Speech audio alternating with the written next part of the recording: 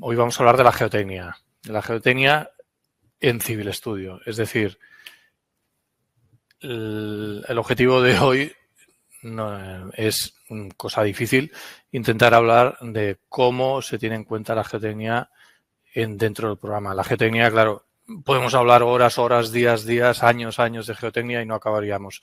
El objetivo del webinar de hoy, en la hora que durará, pues es explicar cómo consideramos nosotros la geotecnia dentro del programa. Por eso aquí veis que están marcados todos los módulos, porque de alguna forma o de otra la geotecnia es algo común a todos los módulos y eso es lo que vamos a explicar hoy. Vamos a explicar cómo se tiene en cuenta el terreno en el cálculo de las estructuras que ya conocéis dentro de Civil Studio. La geotecnia, bueno, pues naturalmente no se aplica en todas las estructuras, o sea, en un tablero de un puente no, pero en las estructuras donde hay una relación directa con el terreno, es decir, muros pilotados, estos iconos que veis aquí, ¿no? Estribos flotantes, pilas, pasos inferiores, pues en todos ellos hay terreno, hay agua, hay sismo, hay geotecnia. Y vamos a hablar de eso, de cómo tiene en consideración el programa el terreno en el cálculo de nuestras estructuras. Como es habitual en todos nuestros webinars, aquí tenéis un poco un índice de lo que vamos a hacer. El índice tiene 7 puntos. Empezaremos, bueno, explicando esto que digo ahora mismo de palabra, cuál es el alcance de hoy. El punto segundo, que es importante, es cómo parametrizamos el terreno. O sea, ¿qué es el terreno? ¿Cómo se define el terreno? ¿Qué parámetros tiene que definir el usuario para caracterizar el terreno? Después haremos un repaso al método de los estados límites, porque este es el contexto dentro del cual se va a aplicar la geotecnia, ¿no? Y incluso también, como también un repaso rápido, hablaremos de los coeficientes de seguridad que forman parte un poco de lo que es el mismo método de los estados límite. Hablaremos de los coeficientes de seguridad que se aplican a los parámetros de la geotecnia. El apartado 3 y 4 es un repaso del webinar anterior, lo haremos rápido. Y entonces ya a partir de ahí, el punto 5 hace referencia a cómo se calcula las solicitaciones del terreno sobre las estructuras, o sea, cómo son esos empujes, las acciones del terreno. El punto 6 podría estar incluido en el 5, porque es una solicitación más, pero como tiene como tiene un peso importante y es un apartado pues especial, pues lo hablaremos específicamente dentro del punto 6. Y finalmente, en el punto 7 lo que haremos es, una vez ya conocemos las solicitaciones del terreno sobre las estructuras, pues hablaremos de qué verificaciones son las que hay que llevar a cabo en cada estructura para decir que esta cumple, ¿no? De acuerdo con el método, naturalmente, de los estados límite. Bien, empecemos, por tanto. Es un webinar que va a ser teórico, no vamos a enseñar el programa, sino que vamos a ir diapositiva a diapositiva, porque primero que hay bastantes cosas que explicar y segundo porque además este webinar en el fondo es introductorio, es decir, lo que aquí se explica se va a repetir en los próximos webinars cuando hablemos del módulo muros, hablemos del módulo muros de pilotados, hablemos de las pilas. Allí volveremos a incidir sobre estos aspectos. Así que por repetición, pues al final espero que los conceptos pues acaben de cuajar del todo. Bien, en cuanto al alcance del webinar de hoy, como siempre, bueno, intento plasmar, pues insisto, estamos hablando de la geotecnia, hoy hablaremos de la geotecnia con aplicación en Civil Studio, porque ya digo que no vamos a hacer aquí una tesis doctoral, ni mucho menos, sino sencillamente ver qué aplicamos y por qué. Empezaremos, como he dicho antes, caracterizando el terreno, veremos cómo se calculan las solicitaciones, tenemos un apartado especial del sismo y luego pues nos ceñiremos finalmente en qué verificaciones hay que cumplir de acuerdo con el método de los estados límites y todo esto siempre en el contexto de los eurocódigos y de las normas americanas. Vale. Empezamos por el terreno. ¿Qué es el terreno, no? Bien. Bueno, antes que nada, un pequeño paréntesis teórico. Tenemos, vamos a hablar de condiciones drenadas y no drenadas. Hagamos un pequeño repaso. Empecemos de arriba abajo por decir que en el programa se consideran 3 tipos de suelos, como no puede ser de otra forma, los arenosos, los arcillosos y los rocosos, ¿no? Entonces, de acuerdo con la forma en que se disipan las presiones intersticiales, ¿no? Hay 2 formas. En el fondo puede haber unas condiciones que son no drenadas y unas condiciones que son drenadas, ¿no? Esto es sinónimo a decir que en condiciones no drenadas vamos a tener que trabajar en tensiones totales y en condiciones drenadas vamos a tener que trabajar con tensiones efectivas, ¿eh?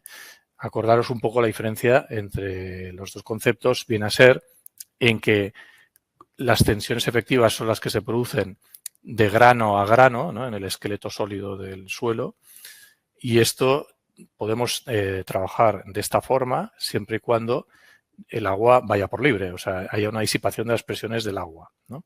Si no fuera el caso, sería más complicado. Una parte se la lleva el agua, otra parte los granos, lo que significa que no hay disipación de las presiones intersticiales, ¿no? Esta es un poco la diferencia de concepto.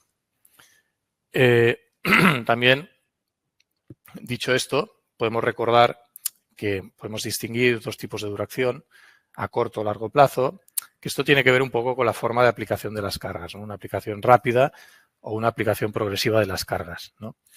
Aquí, la siguiente tabla viene un poco a resumir todo lo que explicaba antes, ¿no? Si yo tengo aquí los tipos de suelo, entonces en función del tipo de duración, o sea, si aplico las cargas rápida o rápidamente o lentamente, ¿no? Al final, bueno, en una situación u otra voy a tener unas condiciones que no van a ser siempre del tipo que yo quiera. Es decir, cuando yo tenga arenas, las condiciones sean a corto o a largo plazo siempre van a estar en condiciones drenadas, ¿no?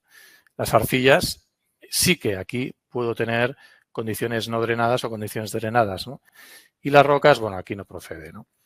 Entonces, un poco para acabar toda esta historia es para decir que los parámetros del terreno que conocemos, el rozamiento, el ángulo de rozamiento, la cohesión, estos valores se expresan, toman valor diferente en función de si la situación es drenada o no drenada, o lo que es lo mismo decir, en función de si estamos trabajando con tensiones totales o tensiones efectivas, ¿vale? Entonces, dicha esta diapositiva, paso a la siguiente, que aquí lo que intento decir es que la hipótesis de trabajo en la que se mueve Civil Studio es considerar siempre, que es lo habitual, condiciones drenadas. Es decir, que vamos a estar siempre trabajando con tensiones efectivas, vamos a estar en una situación pues a largo plazo, es decir, una aplicación progresiva de las cargas para asegurar que hay una disipación de las tensiones del agua, de la presión del agua. Y luego, pues como aquí se indica, el hecho de que las condiciones sean drenadas, al final, a lo que da lugar es que los parámetros que el usuario va a definir siempre serán en tensiones efectivas, ¿no? O sea, en condiciones drenadas. También vale la pena comentar que si no fuera tal el caso, pues a ver, no pasa nada, se puede hacer una segunda pasada al cálculo y trabajar con parámetros en condiciones no drenadas y con tensiones totales. Pero yo creo que entender que el programa funciona de esta forma, en condiciones drenadas, y que estos son los parámetros que el usuario debe introducir, pues yo creo que simplifica un poco todo el planteamiento teórico. Vale. Dicho esto, ahora sí que pasamos un poco a definir lo que serían el terreno, ¿no? Entonces, el terreno, al final, se tiene que definir de una forma o de otra.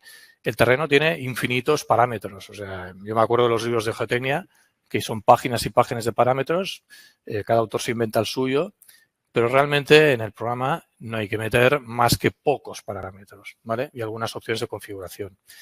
Nosotros tenemos que distinguir entre 2 tipos de cimentaciones, que son las superficiales y las profundas, ¿vale? Pero en esencia, el planteamiento para ambos casos es el mismo.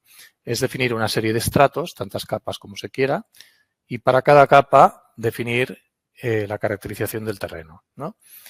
Bueno, previamente hay un aspecto geométrico, es decir, el terreno puede tener un trasdos horizontal, pues definir un talud infinito o incluso un tramo inclinado y luego un tramo horizontal. Bueno, aspectos geométricos al margen, el resto son parámetros geomecánicos, ¿no? O sea, del terreno. Aquí básicamente lo que hay que hacer es definir 2 tipos de valores. Primero, las densidades, que son las densidades naturales y las densidades saturadas. La densidad natural es la que tiene el terreno por sí y la saturada sería con todos los huecos, todos los poros rellenos de agua, ¿no? Y aparte de esto está el resto de parámetros que básicamente son los que aquí aparecen dibujados, ¿vale? Para cada estrato. Nos estamos refiriendo al ángulo de rozamiento, que es el phi, a la cohesión, ¿vale? La resistencia que de per sí tiene el terreno. Esto se define para cada terreno. Y luego aquí hay otros parámetros que también, bueno, muchos usuarios nos preguntan un poco el significado. En la base de la zapata, el ángulo de rozamiento, que sería este gamma, ¿no? Este sirve para, en la comparación de deslizamiento, obtener la fuerza por rozamiento. Y luego, además, también para la comparación de deslizamiento, esta adherencia, que son tensiones, pues este valor de A, pues también se aplicaría sobre esta superficie roja, ¿vale?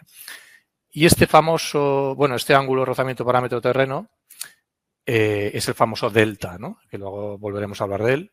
Y que en este caso, como aquí su nombre indica, que esto es una consulta muy frecuente, aquí dice parámetro terreno, ¿no? PT, ¿no? Delta PT. O sea, que es un delta que se aplica en esta superficie y no en esta, ¿vale? Luego veremos más adelante que hay unos empujes que se aplican directamente sobre esta superficie, con lo cual habría que usar este delta. Y en caso de aplicar los empujes sobre esta superficie, sobre esta roja, esta línea roja, habría que utilizar esta delta TT, ¿no? Que es de terreno-terreno, ¿no? Terreno contra terreno. Bueno, luego volveremos sobre este tema. Si me ciño a las cimentaciones profundas, aparte de la información anterior, tengo aquí la información geométrica, tengo también aquí los ángulos también de los deltas, ¿no? El delta PT que se aplicaría en esta superficie. Tengo aquí las densidades, ¿no? Y aparte de los ángulos de rozamiento y las cohesiones, que luego veremos dónde y cómo se utilizan, aquí adicionalmente, en el caso de los pilotes, pues hay un par de parámetros más que se pide. Uno es la fricción negativa, que estos son, bueno, este valor RZ, ¿no? Rozamiento, se vendría a ser como la resistencia por oposición que hace el pilote, ¿no? Entonces, bueno, pues es un valor de tensión por unidad de perímetro de pilote, ¿no? Pero aparte de esto, están los coeficientes de balasto, que hay de dos tipos. Está el horizontal, ¿vale? Que sería, aquí hay unos muelles. En el caso de muelles de muros pilotados, pues el modelo de cálculo es un modelo de elementos finitos. Aquí hay unos pilotes y entonces aquí hay unos muelles con una constante de muelle. Pues a eso me refiero, a la constante de muelle. La constante de muelle vertical es la que vendría aquí abajo, ¿ve? Aparte de esto, aparecen pues unos valores que son de resistencia, como veis aquí, resistencia al hundimiento de fuste, resistencia al hundimiento por punta y al arranque, ¿vale? En el caso anterior, no lo he comentado, tenemos aquí la presión de hundimiento, ¿vale? Estrictamente este valor depende de la geometría de la zapata, de las cargas, de la inclinación de las cargas. Es un valor muy variable, pero aquí lo que tiene que hacer el usuario es encajar la estructura y cuando la estructura está definida, entonces poner el valor que corresponde para con esa estructura que ya está definida geométricamente. Bien, así pues, en resumen, esta sería la forma de definir el terreno, ¿vale? Luego hay otros parámetros que hablaremos más adelante. Y yo quisiera con estas dos diapositivas acabar de resumir una cosa que es muy importante a lo largo del programa, ¿no? Como habéis visto, hemos definido el terreno para cimentaciones superficiales y profundas, ¿vale? Para el caso de las cimentaciones superficiales, hemos visto que estos son los parámetros que se definen, ¿vale? Y lo que pretendo con este dibujo es que veáis que los empujes se aplican o bien, como he dicho antes, sobre esta superficie roja, que sería para el cálculo de las armaduras en el alzado, en el muro, en el hormigón, en cuyo caso utilizaríamos el ángulo de rozamiento paramento-terreno, ¿no? Pero para el cálculo de vuelco, de deslizamiento, para el cálculo global, ¿no? de todo este mazacote, los empujes se han de aplicar sobre esta línea. Entonces aquí no hay que considerar este ángulo de rozamiento, sino este otro, ¿vale? Y bueno, finalmente, pues estos dos valores, como comentaba, hacen referencia al cálculo del deslizamiento. En el cálculo de cimentaciones profundas, bueno, un poco que decir que no hayamos dicho ya.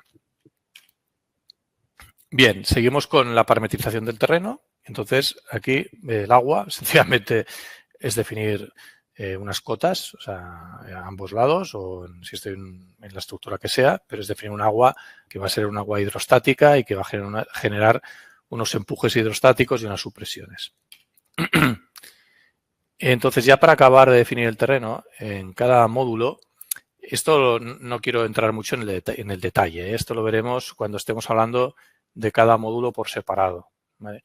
Pero digamos que hay diferentes opciones de configuración ad hoc, ¿no? O sea, específicas de cada módulo, y aquí las comento muy rápidamente porque insisto que las veremos con detenimiento cuando hablamos de cada módulo por separado. Pero, por ejemplo, así como anticipo, pues cuando estemos en el módulo muros, pues aquí ya veis un poco por encima que podéis establecer qué altura considerar para el empuje pasivo, qué leyes de empujes hidrostáticos o supresiones considerar. O, por ejemplo, esta de aquí es importante, es considerar o no el rozamiento para las comprobaciones de vuelco y deslizamiento en esta superficie. En fin, esto serían opciones, por ejemplo, del módulo muros. El módulo muros también, esto tampoco quiero entrar en detalle ahora, para la comprobación de estabilidad global se pueden configurar una serie de aspectos. Si estoy en los estribos flotantes, pues aquí, como al final el modelo de cálculo hay unos muelles, se puede establecer la cota hasta la cual definir muelles, porque claro, esto ya puede considerarse que no trabaja.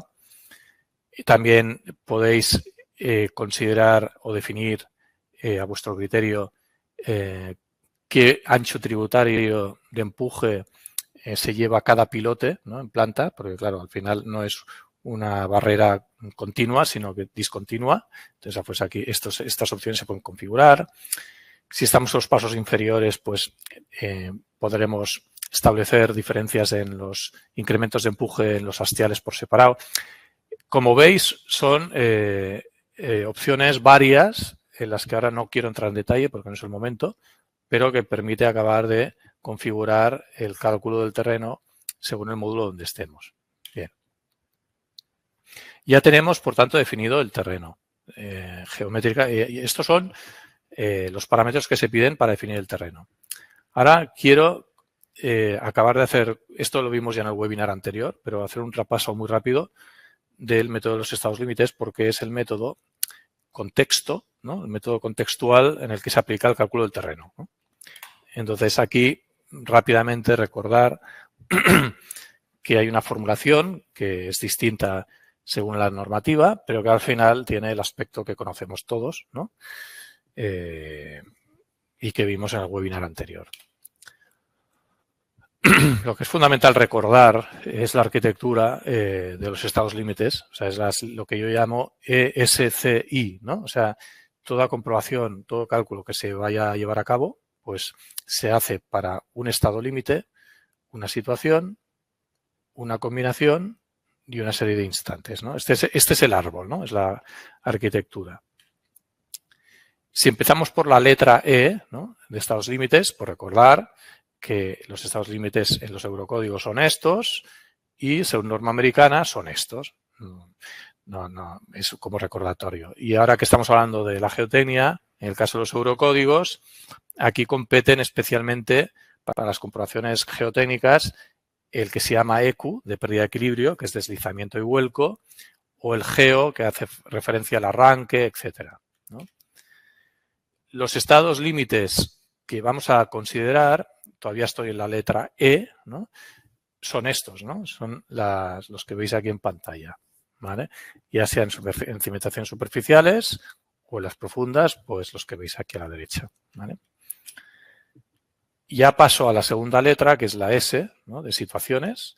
Entonces recordaréis pues, que en los eurocódigos estas son las situaciones que se plantean y con la norma americana, a ver, no hay una definición clara, diferenciada de los estados límites. Son los propios estados límites, no hay una diferenciación, ¿vale?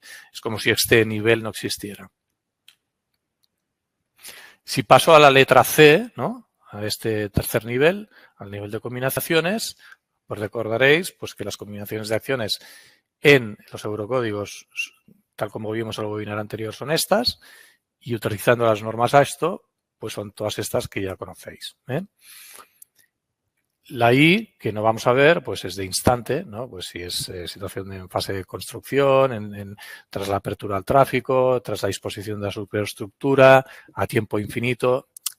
Las verificaciones se llevan a cabo para cada uno de estos instantes que comento.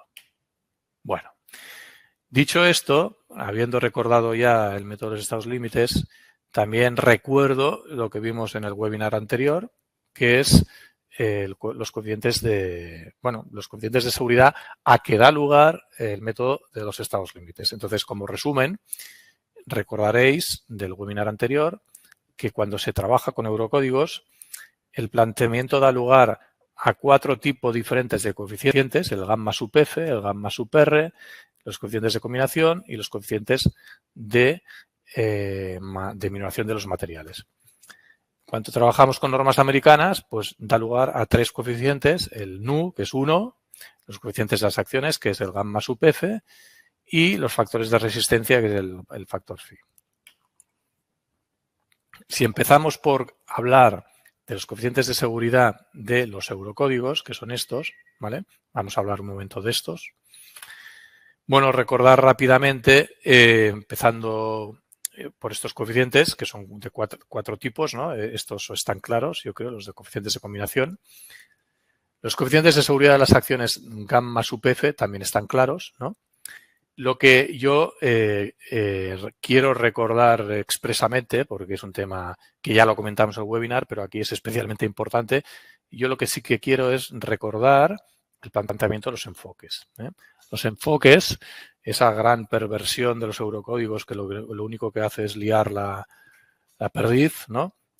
Pues al final, mirado un poco en detenimiento, es una cosa muy sencilla. Lo único que viene a decir, porque bueno, el tema de los enfoques viene por el intento de unificar todas las normativas en Europa, que son de su padre y de su madre. Entonces, para que tengan todas cabida en la normativa eurocódigo, pues por eso se plantea o se da la libertad al usuario de poder definir entre el enfoque 1, el enfoque 2 o el enfoque 3. Y al final la cosa es muy sencilla, porque al final quiere decir que en estado límite último, y solamente en estado límite último y en situación persistente, estos 3 enfoques, ¿vale?, que el usuario puede escoger, pues si escogiera el enfoque 1, el programa hará 2 pasadas al cálculo utilizando en cada combinación estos coeficientes, ¿no? Si utilizara el enfoque 2 sería una sola pasada y si utilizara el enfoque 3, cosa más liosa, es que haría una sola pasada pero utilizando los coeficientes A dependiendo de si una acción es estructural o geotécnica y luego estos de aquí. Bueno, para acabar de explicarlo o para acabar de recordarlo, cuando aquí A1 y A2 hace referencia a 2 tablas de los eurocódigos sobre los coeficientes de las acciones gamma F, ¿vale? M1, M2, M3, no, perdón, M1, M2 hacen referencia a 2 tablas de los eurocódigos para los coeficientes de los materiales. Y R, que hay R1, R2, R3, R4, hace referencia a 4 tablas donde se definen los coeficientes de resistencia, ¿vale? Bien, los coeficientes de resistencia, que bueno, que están cada uno en su tabla, no vamos ahora a insistir más en esto, sencillamente recordar que están aquí todo tabulados en los eurocódigos. Y también los coeficientes de materiales pues también figuran en el lugar correspondiente. Para acabar con el recordatorio de cómo se aplican, de cuáles son los coeficientes de seguridad cuando se utilizan los eurocódigos, bueno, aquí he incluido un pequeño ejemplo muy tonto, ¿no? Este es el diálogo donde se piden los coeficientes. Entonces, imaginemos que estamos con la situación de arranque de pilotes y también con el ángulo de rozamiento interno, ¿no? Aquí están los R's y aquí los M's, ¿no? Entonces, bueno, pues esto es tal como aplica el programa el valor del ángulo de rozamiento interno. O sea, aquí lo que haría es que si el usuario ha metido un valor de 30, se calcula la tangente de 30, se divide por el valor de m, que, bueno, en este caso, pues imaginaros 1,25. Entonces, de este valor se coge la arcotangente y de aquí se obtiene el valor de phi. Como veis, es fácil, pero no es inmediato. Aquí hemos tenido algunas consultas de usuarios que no acaban de entender cuál es el valor de cálculo que al final utiliza el programa. Y es por culpa de estos caprichosos o dichosos coeficientes M y coeficientes R. Los coeficientes de R son mucho más sencillos de aplicar, o sea, sencillamente se aplican como valor final pues, a la resistencia que toque en cada caso. Bueno, vamos a los coeficientes de seguridad en la AASHTO y que, como hemos visto antes, lo recuerdo, hay de 3 tipos. Estos son 1, estos son los de las acciones y en realidad lo importante, bueno, no es que todo es importante, pero quiero decir que estos son correspondientes a mayorar acciones y estos son un poco los que dan un poco la guerra, la mayor guerra en el cálculo geotécnico, que es de lo que hablamos hoy. Entonces, insisto, cuando hablamos de AASHTO, de normativa americana, bueno, los NUs son aquellos valores que son 1 prácticamente. Los coeficientes de las acciones ni hablamos de ellos, más que nada para recordar solamente una cosa que aquí sí que compete, que es que las tablas donde aquí se definen, no plantea ningún factor de carga para el empuje pasivo, ya que estrictamente el empuje pasivo es una resistencia y no una carga. Bueno, son de aquellas cosas de letra pequeña de una norma que una la tiene y la otra no, ¿vale? Y aquí, por recordarlo, pues esto es lo que hace el programa. Y finalmente, los factores de resistencia, que en la norma americana se definen y en los eurocódigos no se definen, bueno, hay de 2 tipos, los estructurales ni hablamos, y los geotécnicos son los que ya comentamos en la jornada pasada, en el webinar anterior, y que más o menos aquí están otra vez recogidos. Sencillamente comentar de forma rápida, pues que, por ejemplo, para las cimentaciones superficiales, pues tendríamos que dar valor en el programa para estos coeficientes de resistencia que aquí se piden, pues para hundimiento, deslizamiento, vuelco. Si fueran cimentaciones profundas, bueno, las tablas son más largas, las tablas en origen, pero el programa también al final en un diálogo pide estos valores y de forma automática pues se utilizan. La película, todo esto suma y sigue, es decir, la norma esto también da valores si la estructura es enterrada, da valores también si estamos con muros, da valores también para la comprobación de estabilidad global, etcétera. Esto de aquí, todos estos coeficientes, bueno, lo he ido explicando de forma rápida porque era un recordatorio de lo que vimos en el webinar anterior. Entonces, hasta aquí, diríamos, ya hemos pasado la parte introductoria y ahora empezamos con la parte ya más propia del webinar de hoy y empezamos por hablar de cómo se calculan las acciones, ¿no? Las acciones que, como todos sabéis, pues son de los 3 tipos habituales, acciones permanentes, variables y accidentales. Entonces veremos cómo se calcula cada una de ellas. Bueno, empezamos por las acciones permanentes y yo creo que esta hoja, esta pantalla que todos conocéis, pero es un poco la madre del cordero, ¿no? O sea, aquí está toda la ciencia. O sea, aquí recordad que el programa trabaja con esta premisa y un poco por recordarla en medio minuto, pues aquí la ciencia dice que los empujes dependen de la flexibilidad relativa hormigón-terreno. Es decir, si yo tengo una estructura muy flexible, voy a tener un empuje activo, que entonces estaré del orden del valor de 0,3, ¿no? Si tengo una estructura muy rígida, ¿no? Entonces estoy con el empuje pasivo, que estoy en el valor 10, ¿no?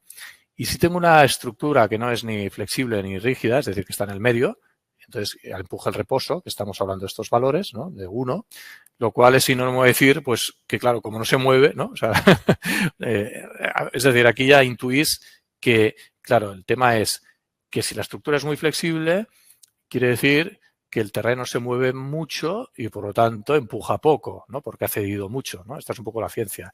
Y al revés, ¿no? Si la estructura es muy rígida, quiere decir que hace una oposición muy bestia y entonces el terreno pues empuja más, ¿no? Porque está coaccionado. Evidentemente, también esto también puede entenderse como empuje activo como acción y empuje pasivo como reacción, ¿no? Acción-reacción.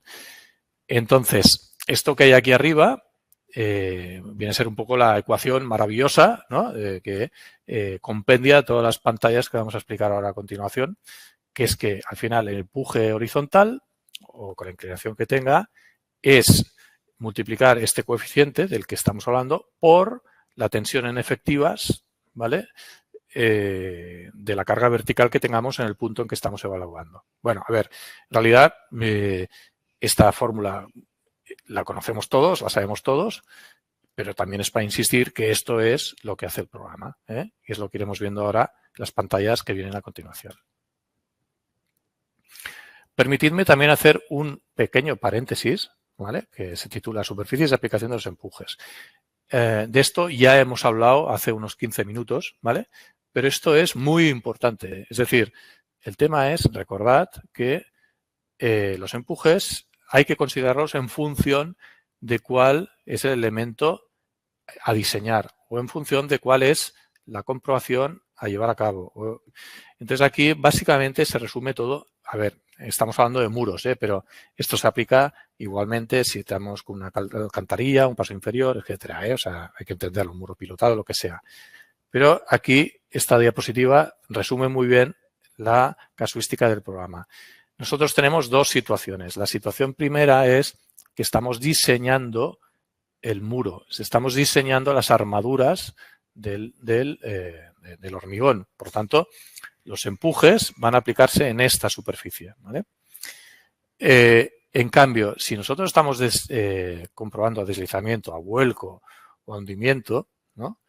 O la zapata, ¿no? La zapata, con sus armaduras que vengan por aquí, lo que hay que hacer es analizar este monolito, ¿no? Este conjunto, ¿no? No podemos aplicar aquí. Aquí tenemos unas cargas de peso propio de tierras. O sea, este es el bloque en estudio. Por lo tanto, los empujes tienen que aplicarse sobre esta superficie, ¿vale? Entonces, esta casuística la iremos viendo a continuación en las siguientes diapositivas. Bueno, estamos en el contexto de acciones permanentes y entonces si estamos hablando de los empujes activos, ¿vale? Recordad que hay estos tres empujes, empezamos por este, pues el empuje activo es muy sencillo. Aquí es para recordar que estamos aplicando las expresiones que todos calculáis, que todos conocéis. Entonces,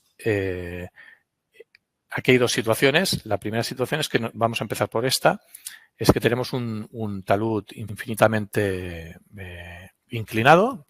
Entonces, aplicando la ley de empujes, bueno, en este caso el ejemplo que se visualiza es sobre esta superficie, pero aquí, bueno, pues sencillamente la expresión que conocemos todos, pues es la que veis en pantalla, o sea que hay unas presiones y esta presión, perdón, un segundo, perdón que se me ha ido la mano, ahora, bien. Sí, como decía, bueno, pues aquí tenemos el empuje activo por la presión vertical y luego este término es de la cohesión, aquí la cohesión. Entonces, esta presión pues es la que se aplica punto a punto. El valor de la constante de empuje activo, pues toma este valor, que según las fórmulas que todos conocemos. Y aquí también conviene recordar físicamente pues que el significado del delta famoso es una inclinación añadida, ¿no?, sobre la perpendicular al muro. Bueno. Esto es lo que hace el programa, como no podía ser de otra forma. Si ahora vamos a esta situación híbrida, ¿no?, intermedia, en que aquí hay un trasdos horizontal, aquí lo que hace el programa es que coge la mínima de dos leyes. O sea, asume o se imagina que esto es infinito y entonces daría lugar a esta ley, ¿no? Y luego asume que aquí tienes un terreno horizontal, con lo cual daría esta ley. Y entonces la ley resultante, que es la que está aquí en color ocre, ¿no?, pues sería la mínima de las dos. Bueno, es así como considera el programa el empuje activo en esta situación. Si voy al empuje pasivo, ¿vale?, que bueno, entiéndase, pues que es la reacción, ¿no?, que bueno, aquí, esto es por insistir, si calculamos el alzado, el empuje se aplica en esta superficie. Si estamos con estas comprobaciones, pues hay que llevarlo más allá, ¿vale? Incluido el tacón, vale, que para eso existe, para dar empuje pasivo. Bueno, pues la fórmula del empuje pasivo es la que veis, con la expresión de siempre. Y aquí el delta es lo mismo, o sea, pervierte la inclinación, ¿no? Pero cambiado de signo, O sea, aquí tenéis un delta añadido y aquí un delta que se resta, O sea, en el empuje activo se suma y en el empuje pasivo se resta. Pero el significado está claro. En el caso del empuje al reposo, bueno, es una expresión más sencilla y ya está. Seguimos con acciones permanentes, ¿no? Ahora tenemos, por ejemplo, lo que voy a hacer ahora es dar ejemplo a unas cargas que tampoco es que sean muy importantes, pero la idea es que he explicado ya las expresiones habituales para los 3 tipos de empujes, ¿no? Pues que veáis que también para el resto de cargas más específicas, pues al final son casos particulares, con los que se utilizan expresiones que al fin y al cabo son expresiones elásticas y que con la forma que veis aquí. Por ejemplo, bueno, y también aprovecho para comentar varias cosas. Por ejemplo, imagínate esta carga, ¿no? Sobrecarga permanente entre las dos del muro, ¿no? Estamos hablando de Q sub 1 y Q sub 2, ¿no? Esto también es una consulta que nos hacen a veces, ¿no? Q sub 1 y Q sub 2 da lugar a 2 componentes, a una componente vertical, que sería esta carga que aquí se aplica, y luego a una carga horizontal, ¿no? Entonces, esta carga horizontal, que se aplica con las fórmulas habituales, pues hay que distinguir entre Q sub 1 y Q sub 2. Paso pantalla. Aquí se ve un poco lo que digo, ¿no? Esta sería la Q sub 1 y la Q sub 2, ¿no? Fijaros que aquí no me muevo de la ecuación principal, ¿no? Que es una carga vertical por una constante de empuje activo o pasivo al reposo. Entonces, esta carga aplicada, lo que no voy a entrar es un poco la letra pequeña, ¿no? Aquí, bueno, es un poco farragoso de seguir, pero viene a ser que en función de las distancias que se tengan, pues estas cargas, estas presiones se aplican en unas franjas determinadas. Aquí un poco lo mismo, en función del estrato, bueno, tampoco vale mucho pena entretenernos en esto, pero es para que veáis que al final el tipo de empujes pues se evalúan de forma un poco habitual, ¿no? Aquí hay un poco más de lo mismo, ¿no? Cargas en faja, pues se aplican, la carga vertical se reparte con un cono de reparto y las cargas horizontales con una ley de presiones con la fórmula habitual. Esto lo mismo, ahora estamos en acciones variables.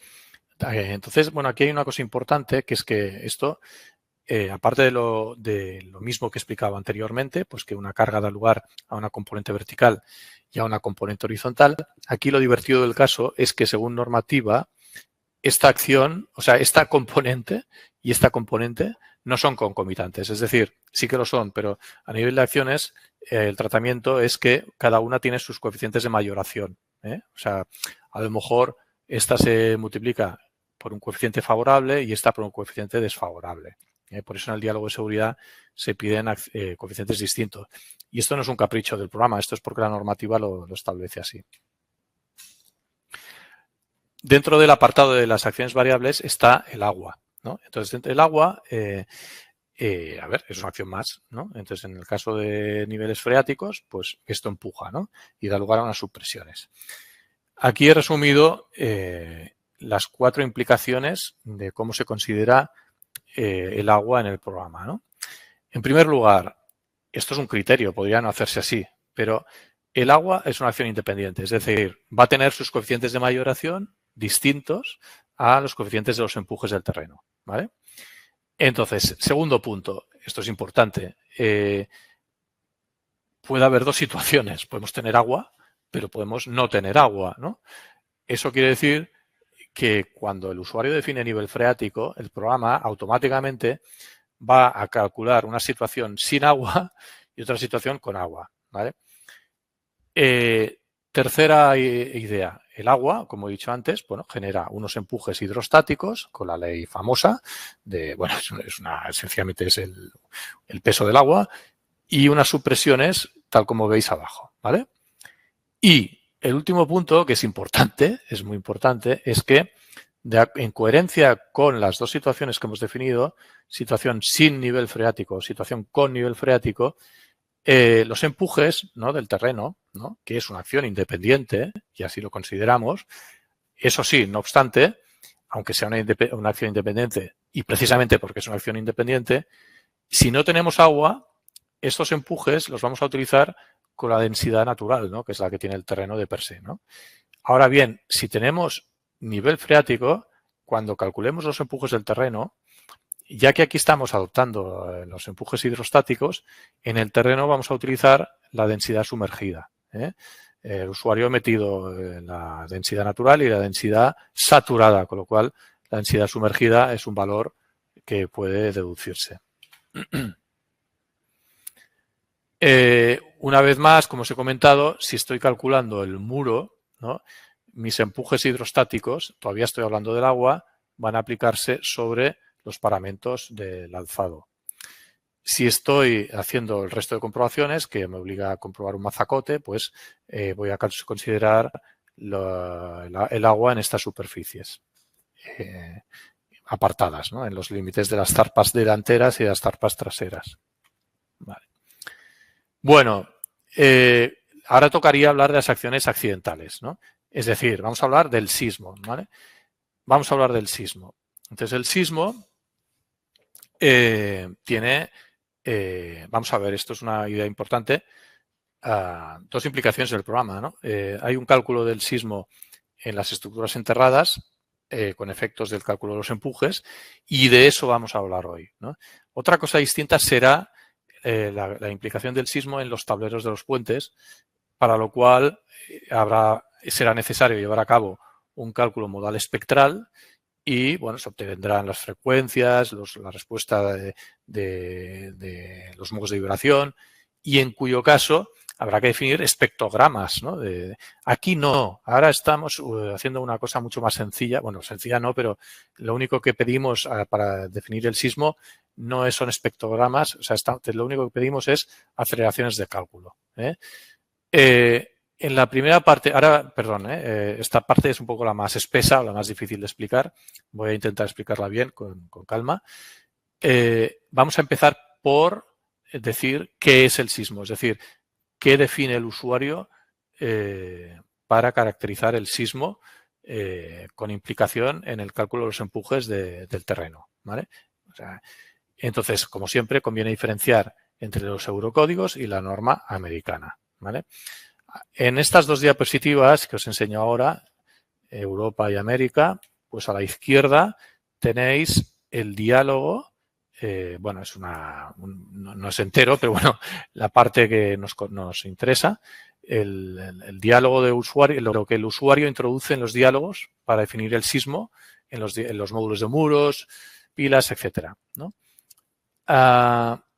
Esto es lo que define el usuario cuando se usan los eurocódigos, y esto es lo que define el usuario cuando introduce las normas americanas. Aquí, a la izquierda, están los diálogos. A la derecha, en la parte de arriba, está el resumen de los datos de usuario, ¿vale? Y abajo, ahora lo explicaré, están los datos deducidos a partir de los datos de usuario. En la norma americana pasa lo mismo, ¿eh? Estos serían los datos de usuario y abajo los datos que se deducen a partir de los datos del usuario. Bueno, vamos a verlo con calma. Evidentemente, ahora estoy hablando del tema de los eurocódigos, pues el usuario definirá la asignación de cálculo, el factor de importancia, el tipo de suelo, ¿vale? Y el tipo de espectro, poco más. Entonces, esto que veis aquí abajo, ¿no?, este diálogo de aquí abajo, luego volveremos a hablar de esto, son parámetros R, beta sub 1, beta sub 2, el tipo de vibración, son parámetros que se usan para evaluar lo que son los coeficientes sismo horizontal y vertical, el K sub H y el K sub V, que luego volveremos a hablar de ellos, ¿vale? Y por rematar esta diapositiva, bueno, pues el tipo de suelo es un dato que también interviene en las fórmulas, en la formulación del sismo, y es un dato deducido porque, habiendo definido el tipo de suelo y el tipo de espectro, pues a partir de la tabla correspondiente se deduce fácilmente. Si voy al caso de la normativa americana, el usuario ha de definir el valor de la aceleración pico del terreno. Cuando hablo aquí de, bueno, este 0,6 hace referencia a PGA por G, ¿no? Porque a veces hay usuarios que me preguntan si hay que meter PGA o G. No, es PGA por G. Bueno, ya se ve, ¿no? Porque es un valor con estas unidades, ¿no? También tiene que definir el tipo de suelo y estos parámetros que aparecen aquí añadidos vienen a ser por lo mismo. Hay que evaluar el KSUP-H y el KSUP-V, ¿vale? También de forma análoga, pues hay unos datos deducidos, que es el FPGA, que es una que es en función de una tabla de la normativa. Hay otra cosa que es muy importante, que es comentar, en ambos casos se pide lo mismo, ya sea eurocódigos o normativa americana, que es esto que hay aquí aparece abajo, ¿no? Dice, empuje sísmico sobre estructuras de contención de tierras, ¿no? Entonces hay dos opciones, ¿no? Aunque aquí está oculto, pero está activo, ¿eh?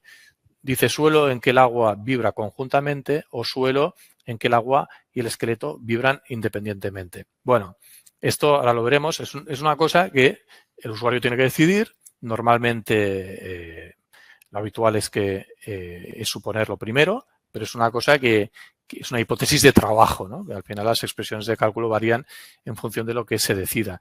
Físicamente, esto lo que quiere decir es imaginarlos, ¿no? Que cuando se moviliza todo, pues el agua que hay en los poros y los granos se mueven todos a la vez y en la misma dirección.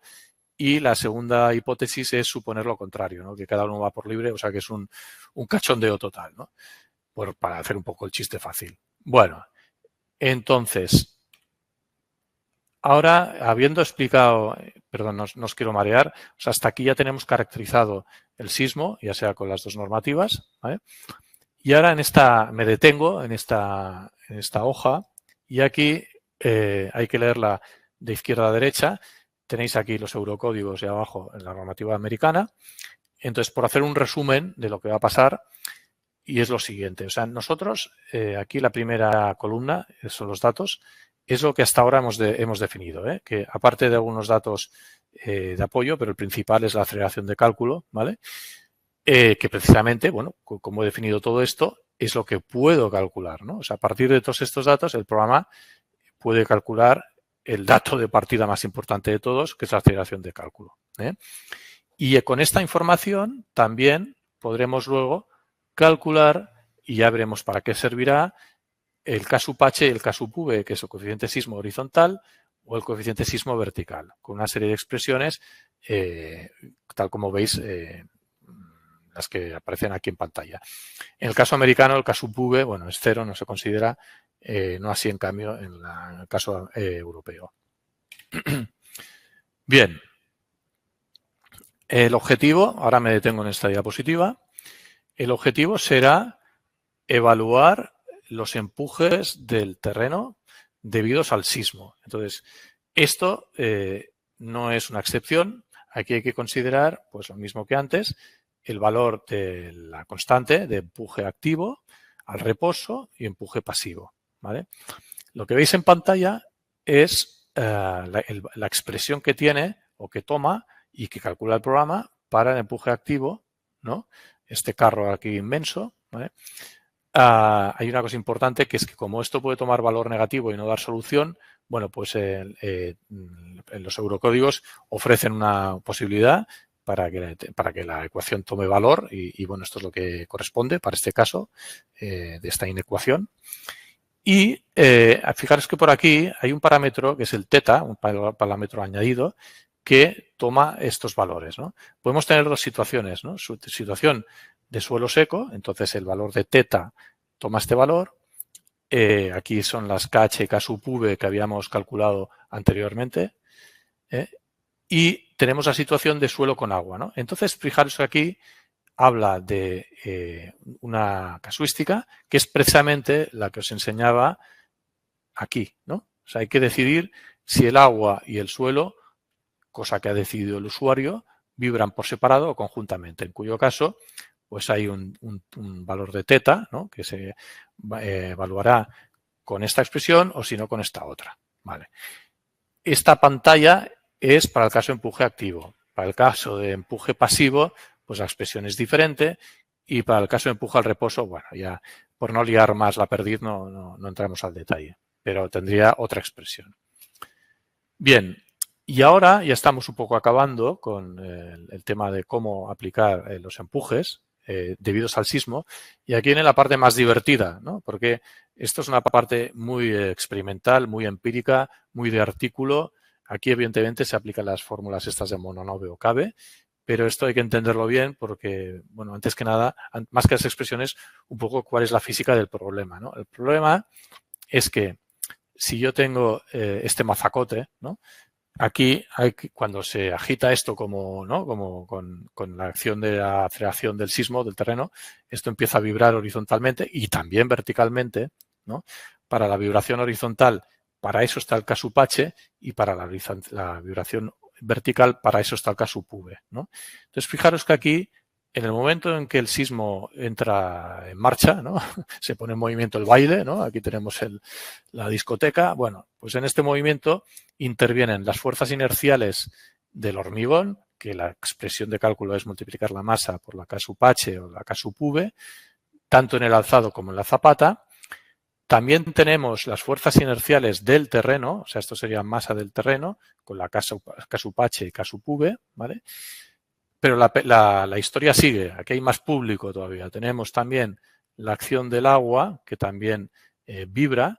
Y, ojo, esta acción del agua, que es lo que pone aquí, hay que considerarla solamente si se ha decidido antes que el esqueleto del sólido con la vibración del agua van por libre o no, ¿sabes? O sea, si hemos decidido que vibran conjuntamente, este término es nulo. Y si decimos que van por libre, que van por separado, entonces se evalúa de acuerdo con esta expresión.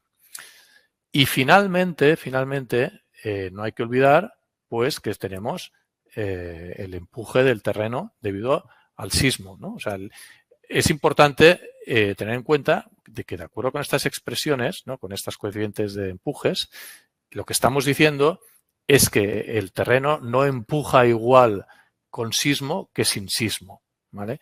Entonces, aquí hay un incremento del empuje.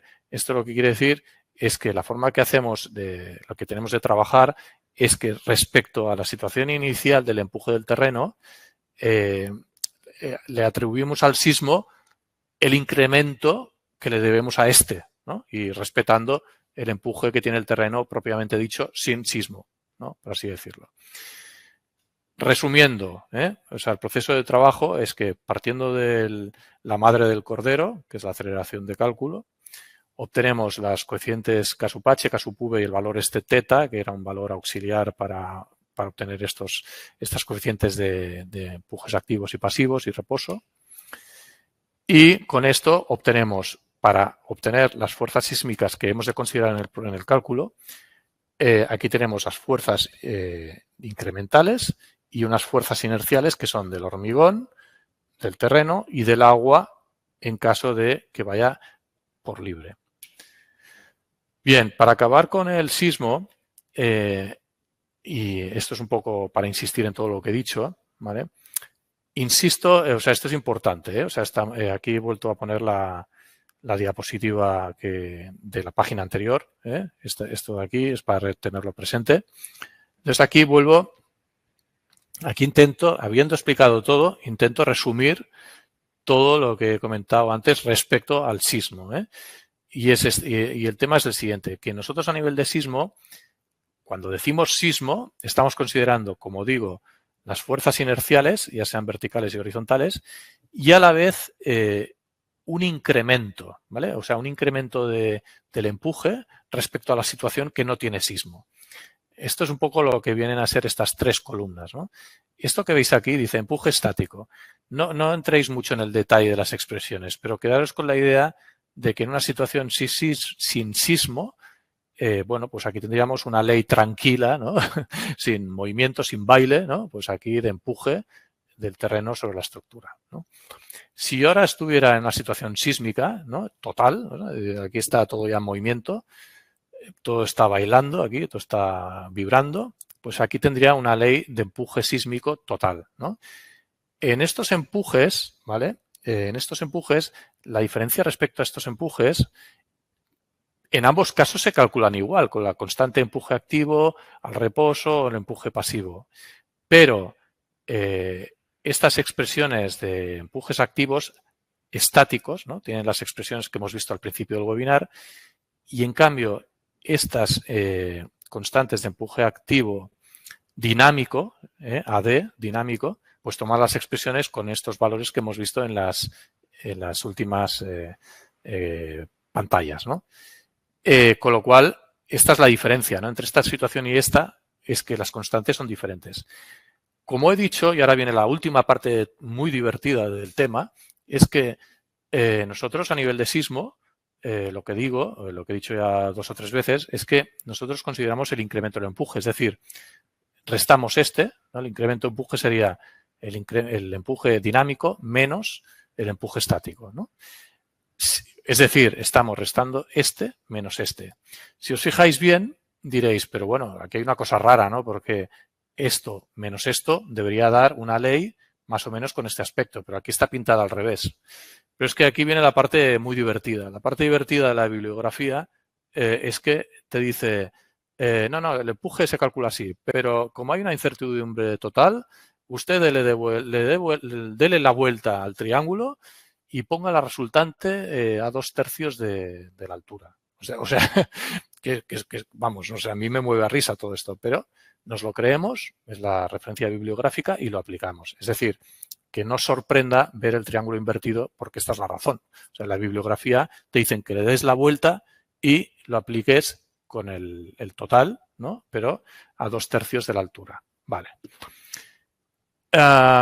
Bueno, en estas expresiones también comentar solamente que, a título ya final, que la densidad a considerar es la sumergida o la seca en función de esta decisión que ha tomado el usuario, que es decir, si el agua vibra conjuntamente o por separado con el esqueleto. Bueno, vamos al último apartado. Me llevarán unos 5 minutos y ya acabamos. Las verificaciones geotécnicas. Este es el apartado final. Es decir, todo hasta ahora ya hemos definido el terreno, ya hemos visto cómo se calculan los empujes, pero ahora falta el punto final, que es, bueno, vamos a hablar de cuáles son los estados límites geotécnicos que deben verificarse en Civil Studio, ¿no? Entonces, ya sea en cimentaciones superficiales o en profundas, ¿vale? Los que conocéis el programa, pues estaréis ya acostumbrados a ver este resumen, que es aquel del que vamos a hablar a continuación. Vamos a hablar ahora un poco en detalle de cada uno de estos estados límites por separado, ¿vale? Y con esto acabamos la exposición de hoy. Empezamos por el estado límite de deslizamiento. Bueno, aquí dadme ahora 5 o 10 minutos y ya se acaba la exposición. A nivel de deslizamiento, como sabéis todos, pues comparar las fuerzas desestabilizadoras con las estabilizadoras. Cada acción de las que introduce el usuario, el programa tiene que saber si es de un estilo o de otro. Pero aparte de las que entra el usuario, hay 2 más que no las introduce directamente el usuario, que son, como hemos visto al principio del webinar, la acción de rozamiento, que es el axil total multiplicado por la tangente del ángulo que habíamos visto en el diálogo del terreno. Y luego tenemos también una componente de adherencia, que es la cohesión multiplicada por la superficie. Estos 2 términos tienen que añadirse en las ecuaciones, que se escriben de una forma o de otra en función de la normativa escogida, pero al final ya veis aquí que está la cuenta de la vieja, ¿no? O sea, en función del formato de presentación, pero al final se trata de comparar las acciones desestabilizadoras con las estabilizadoras, teniendo en cuenta, como digo, que hay que incorporar las fuerzas de rozamiento y las fuerzas de adherencia. Aquí la única cosa también a comentar es que en función de, porque el usuario ha definido varias acciones, ¿no? Ha definido la sobrecarga en tras 2, ha definido el peso propio de las tierras, etcétera. Cada una de estas acciones puede tener un efecto favorable o desfavorable. A priori, el usuario no tiene por qué saberlo. Esto se encarga el programa. Y en función de si el efecto sea favorable o desfavorable, no solamente la acción va a pasar a un sumando o al otro, sino que además va a aplicar un coeficiente de mayoración de la acción favorable o desfavorable en función de si estoy aquí o estoy aquí. Bueno. Pasamos al siguiente estado límite, que es el de vuelco. Sencillamente aquí comentar que nosotros lo que hacemos es ver todos los momentos volcadores o desestabilizadores respecto a este punto. Esto lo hacemos a través de los esfuerzos globales, ¿no? O sea, cada acción da lugar a una reacción total. En el programa no entra en disquisición de retrasar este punto. Esto yo creo que esto es un poco letra pequeñita de la norma. Nosotros aplicamos el empuje en el punto final y punto, que es mucho más sencillo y igualmente válido. Aquí hay que comentar o recordar que los eurocódigos comparan momentos desestabilizadores con estabilizadores, pero la norma esto, como he comentado antes, creo recordar, lo que hace es que obtiene la excentricidad de las acciones, de la acción global, y compara este valor de excentricidad con un valor de excentricidad admisible, ¿no? O sea, es un planteamiento diferente, ¿vale? Entonces, este valor de la excentricidad admisible en el caso de la normativa americana y para el vuelco, pues toma valores, como veis, diferentes en resistencia, evento extremo, ya sea en terrenos de suelo o de roca. Las expresiones son diferentes según normativa. Este es el valor que calcula el programa. Para colmo, en la normativa, cuando estamos con evento extremo, plantea que este valor es diferente en función. Esto ya es la repanocha, o sea, cambiar este valor en función del coeficiente de mayoración de la acción sísmica, ¿no? Si el coeficiente vale 0, coja usted este valor, y si es 1, coja este valor, ¿no? Los que hacen las normativas a veces yo creo que complican la vida al usuario más que simplificarla. Bueno, seguimos. A nivel de hundimiento, ¿vale? Que conviene diferenciar de si estamos en una cimentación superficial o profunda, ¿no? Para el caso de cimentaciones superficiales, bueno, pues en este caso lo que se hace es, una vez más, analizar todo el bloque, se analiza la respuesta y, conocidas estas reacciones, ¿vale? Aquí el programa al final lo que obtiene es el valor de la tensión, que existe dos posibilidades que el usuario debe configurar, o bien adopta una ley uniforme o bien una ley triangular. La ley triangular, bueno, entiéndase que si todo está en compresión llega hasta aquí, pero evidentemente lo que nos admite son tracciones, es decir, que la ley triangular que se obtenga siempre será con el terreno comprimido, ¿no? Aquí no habrá una tracción. Y bueno, pues finalmente con estos valores se hace la comprobación o la comparación con el valor de la tensión de hundimiento, ¿no? Aquí muchas veces nuestros usuarios, cuando usan los eurocódigos, nos preguntan sobre el valor de la tensión de hundimiento, porque el geotécnico le envía unos valores y entonces, bueno, hay que acabar de aclarar qué les dan, ¿no? Si incluye el coeficiente de resistencia o no, ¿vale? Esta diapositiva sencillamente es para indicar que en el caso de cimentaciones superficiales, el hundimiento, por extrapolación, por abstracción, cuando estamos en flexión esviada, bueno, pues en el caso de que estemos usando este criterio, ¿vale?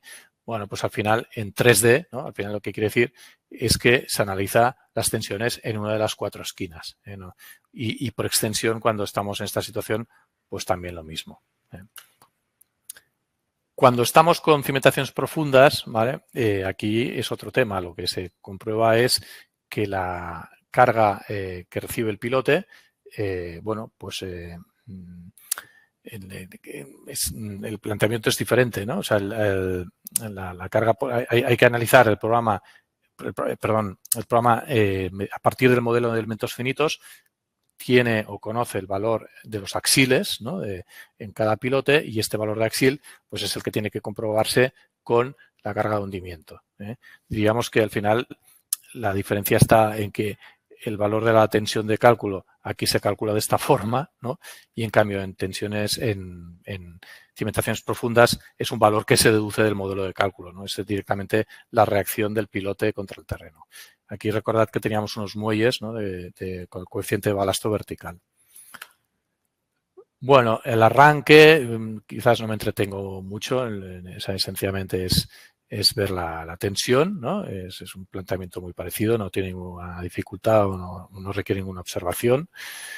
Los asientos tampoco requieren ninguna explicación, o sea, básicamente en el caso de definir, eso sí que es importante, cimentaciones, ¿no? Por ejemplo, con pilotes, pues como tenemos unos coeficientes de balasto, nosotros conocemos el asiento vertical, ¿no? Entonces, en ese sentido, a través de un módulo de muelles, pues conocemos el movimiento vertical y sencillamente se compara con el valor admisible. No tiene mayor explicación. Bueno, en algunos módulos se lleva a cabo la comprobación de estabilidad global. Estabilidad global, que por resumirlo en 2 minutos, en 5 minutos hemos acabado. Básicamente lo que consiste es, aquí veis una figura muy bonita. Aquí lo que se está hablando es, esto de aquí son factores de seguridad. Lo que hace el programa es que supone círculos de rotura circulares, ¿no? Definidos por un punto O que puede estar en varios sitios. Entonces va poniendo el punto O en varios sitios y para cada punto tiene un factor de seguridad, que es el dibujo que veis aquí, ¿no? O sea, es decir, que por ejemplo aquí pues tendría un factor de seguridad 1,6, ¿no? Entonces, si pongo aquí el punto O, quiere decir que estoy analizando esto. Entonces, cuando analizo esta situación, para saber si vuelca, o sea, si rompe o no rompe, básicamente lo que hago es comparar respecto al punto O los momentos estabilizadores y los desestabilizadores. Es algo parecido a la comprobación de vuelco o de deslizamiento en el fondo. Lo único que se hace es coger rebanada, analizar cada uno de los empujes y ver un poco en este equilibrio qué es lo que es estable y qué es lo que es desestable y teniendo en cuenta pues la fuerza de rozamiento, ¿no? No hay más. Y a partir de ahí pues se obtiene unos factores de seguridad. Pues eso es todo. Eso es todo. Esta es la última comprobación. Entonces, ha sido un webinar, bueno, un poco espeso, supongo, un poco aburrido, ¿no?